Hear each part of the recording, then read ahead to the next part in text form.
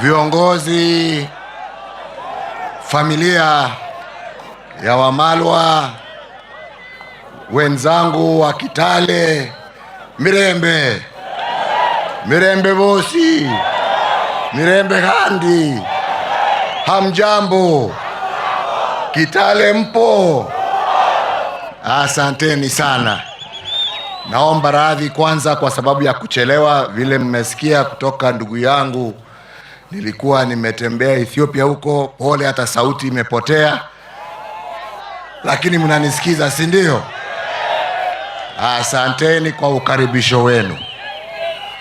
Tuko hapa siku ya leo kwa sababu ya heshima na kumkumbuka ndugu yetu mkubwa Michael Kijana Wamalwa.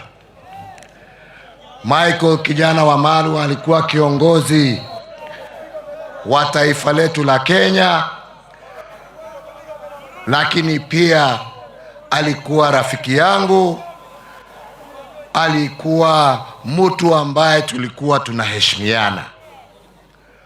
Tukiwa hapa siku ya leo kumkumbuka, tuko hapa kumkumbuka, lakini pia kukumbuka vitendo vyake ambavyo alitenda kwa jamii ya Wakenya, sisi Wakenya wote.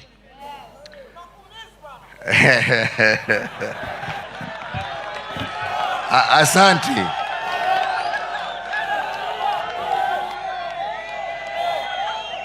Kijana Wamalwa ni yule mtu ambaye hata kama alikuwa mwanasiasa, alikuwa ile wazungu wanaita a gentleman.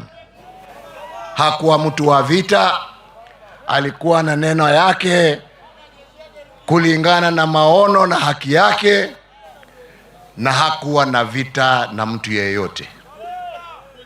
Vile mmesikia kutoka kwa Mheshimiwa Charity Ngilu, hata kama tulikuwa marafiki, tulikuwa upande tofauti ya kisiasa, lakini tofauti yetu ya kisiasa haikuwa uadui. Na vile mmesikia walikuwa, asante, ngoja kidogo, vile mmesikia hapa, sisi tulikuwa upande ya KANU na Moi, na tulikuwa tumepanga kushinda hiyo uchaguzi ya 2002. Hata nilikuwa nimemuomba Mike, njoo tufanye na wewe. Akaniambia bana, mimi niko upande mwingine, lakini hakuniibia siri ya vile watakuja na nguvu. Na jameni, walikuja na nguvu, wakatufurusha na Moi, tukaambiwa twende tukapumzike, na mimi nikatii amri, kwa sababu hiyo amri ilikuwa ya viongozi, na viongozi wetu ni nani? Ni nyinyi wananchi wa Jamhuri ya Kenya. Na tukatii amri, na wakachukua usukani na wakaendelea na uongozi wa taifa, lakini hatukuwa na uadui. Mimi nilikuwa kiongozi wa upinzani, yeye alikuwa kiongozi upande wa serikali. Maofisi yetu ilikuwa karibu kule bunge, na mara kwa mara tulikuwa tunatembeleana maofisi, tunajuliana hali, tunaongea ya kitaifa, na tunaendelea pamoja. Na ndipo niko hapa kwa hiyo heshima. Na tukiwa hapa kwa hiyo heshima, tusisahau pia ya kwamba Kijana Wamalwa na viongozi ambao wameketi nyuma yangu, wakina Charity, wakina Martha Karua na wengine, walijitolea kwa hali na mali kupigania demokrasia ya taifa letu, uhuru wa Wakenya, kuwa wana haki ya kujichagulia viongozi wanaopenda.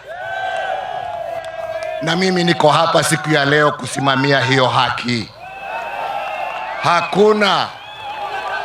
Mtu yeyote ambaye anaweza kutoa hiyo haki ambaye ilipiganiwa na jasho na damu aseme sasa ati hatuna haki ya kusimama pahali popote ambapo mtu anataka. Tunaelewana? We are a democratic society, and those democratic ideals were fought for hard by the man amongst others who we honor today. Na hatuwezi kukubali turudi nyuma. Mutakubali kurudi nyuma? Mutakubali kurudi nyuma? Kama ni kuomba kura, tuombe kwa amani. Wananchi wana ujuzi wa kujua. Wakisema wanataka Kalonzo ni Kalonzo. Wakisema wanataka Ruto ni Ruto. Wakisema wanataka Matiang'i ni Matiang'i. Wakisema wanataka Sifuna, Sifuna.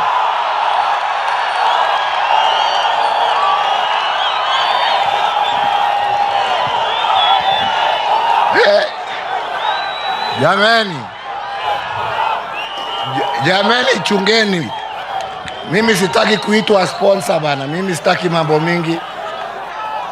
Mimi nimesema ya kwamba chaguo ni la nani?